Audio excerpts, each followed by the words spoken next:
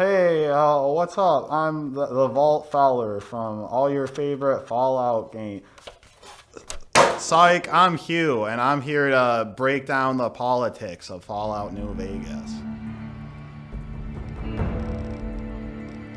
If there's anything that defines New Vegas, it's its tense political situation, marked by several factions vying for power with different designs on how they want to see the future of the Mojave Wasteland.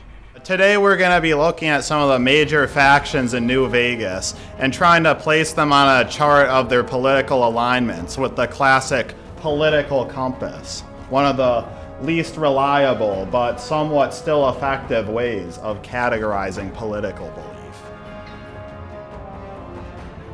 The Brotherhood has a lot of paleoconservative tendencies and generally would fall along the lines of evangelism. Although they're authoritarian in the sense that they want no one to have technology that they have, beyond that, they don't really want to regulate citizens' lives. So there was actually an interview where the game designer Josh Sawyer described the followers of the apocalypse as sort of exhibiting various individual perspectives of the libertarian left, such as anarcho-syndicalism, communism, and socialism. Generally, you could probably classify the followers as a whole under anarcho-communism, but Josh Sawyer himself has said they don't subscribe to a specific ideology due to them being non-hierarchical.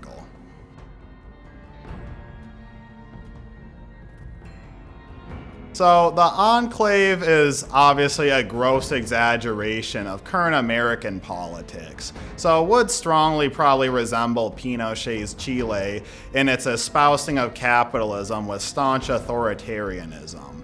So we see this most exhibited in Orion Moreno, in Fallout New Vegas, though the various members of the Enclave remnants have somewhat changed their views from the Enclave line as time went on.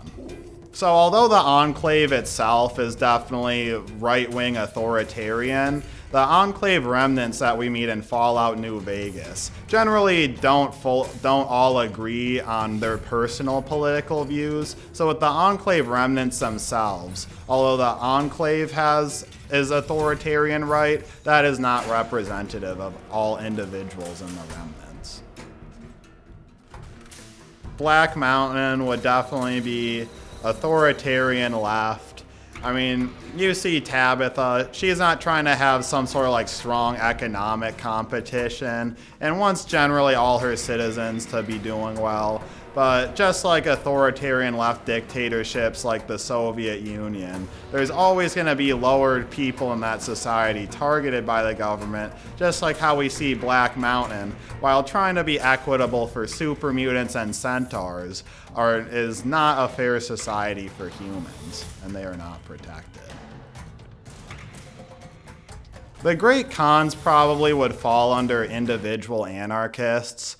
They don't really feel like regulating the lives of people around them, and they definitely don't want to be told what to do. They just want to deal their drugs and have fights and be done with it. Oh, I don't fucking assholes. I don't know. The Van Graffs would probably fall along the lines of anarcho-capitalism. Just like House, they're a very powerful family that doesn't want many regulations and just sort of wants to keep their power how it is.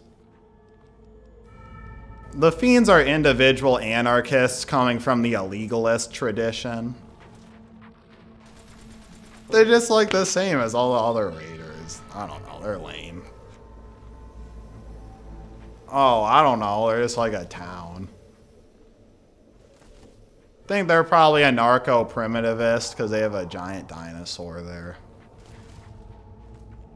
Generally, I would say Jacobstown would fall in the libertarian left. They just want all their citizens to be doing well. You also see that there's not any stigma toward mental illness in the community, and instead they're trying to look to improve the lives of all their citizens.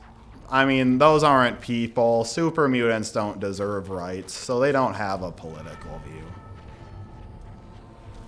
Prim is, I guess, like libertarian right. There's not really many laws when you get there. Then you replace that with like fucking like vigilante sheriff, like blah. The Bright Brotherhood, their political alignment would probably be astronauts. The state of Utopia.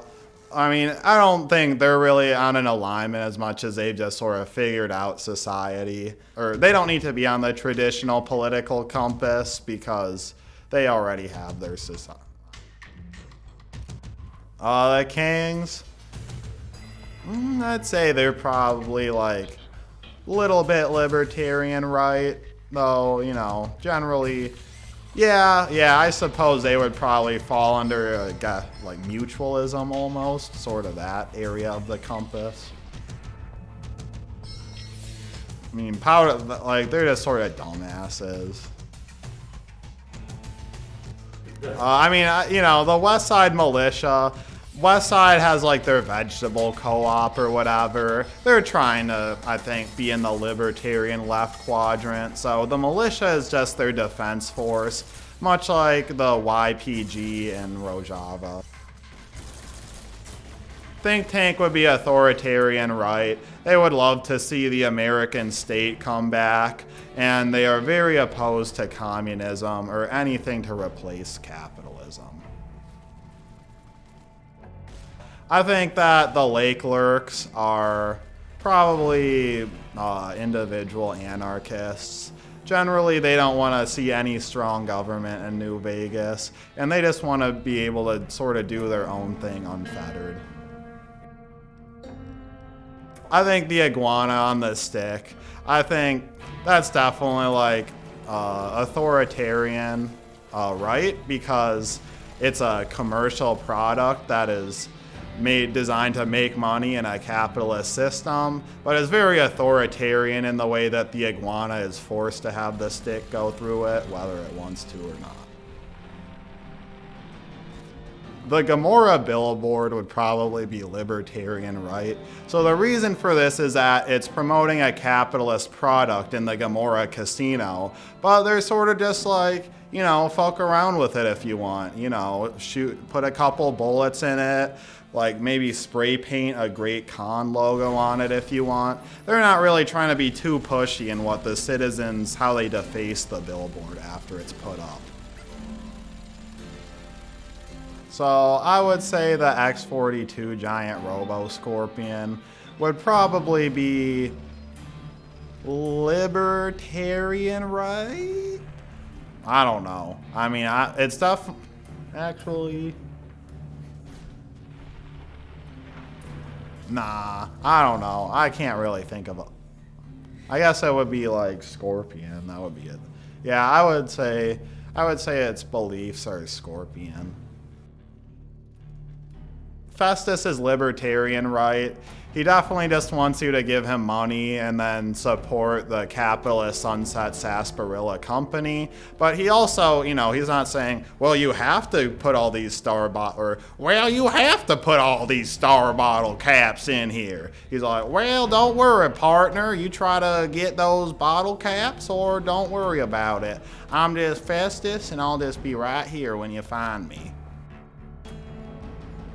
Well, sexy sleepwear, I mean, that's obviously libertarian left. I mean, come on. I don't know, Eddie just follows you around. He's a born follower, which, I don't know, like centrist. I would say those are maybe like Georgist. I would say, I mean, Benny's checkered suit. Sort of libertarian right. Yeah, I like the Paladin toaster. Well, you know, Boone's just a NCR stooge, so he's authoritarian right, but yeah, I don't know. I mean, maybe a little bit libertarian more in that scenario because he's not trying to force you to give him his hat back, even if he is quite angry about it. Oh, well, you know, chem addiction is definitely going to be libertarian left. I mean, that's how it goes. Psycho addiction, that's definitely libertarian right. Psycho is a classic drug of the military, at least in the Fallout universe. And just like how libertarian rights love to fetishize the military, they'd certainly love to fetishize military drugs, especially one that makes you all angry like Psycho does. Oh, yeah, because here's the thing. Like, libertarians, they do all that coke because it, like, speeds them up, right? So, like, libertarian right, they would hate doing jet because it's... So they would love Psycho. Honestly, I think if libertarians were in Fallout and there was no coke, they would just be doing Psycho instead. The legendary bloatfly. I would say probably like Obama style Democrat.